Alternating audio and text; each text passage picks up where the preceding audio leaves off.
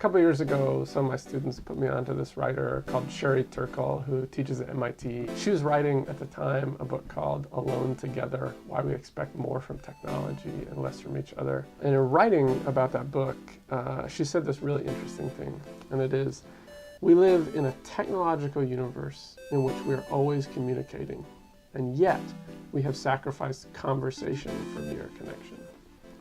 And that line really got me thinking, because in some sense, I'm from a different generation than my students. I write a lot of letters and have never used Facebook.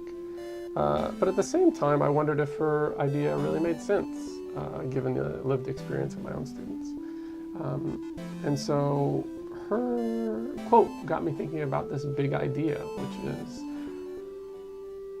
how does the way we use technology, which we use every day in so many of our interactions, affect the way we think about ourselves and the way we think about one another? And I was thinking about her ideas and trying to sort out how this might play with my students.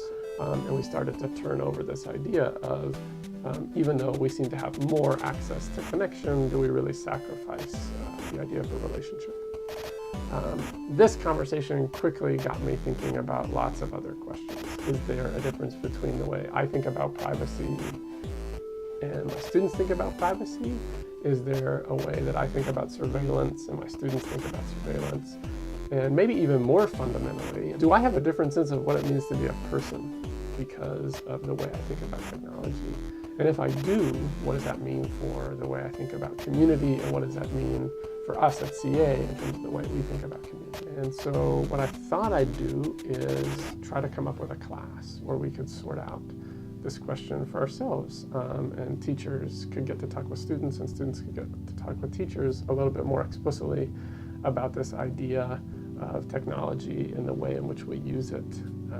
And so from all of this thinking was born this idea of a class called Text Me, Technology, Community, and the Self. And I'm excited to think through it with students this fall.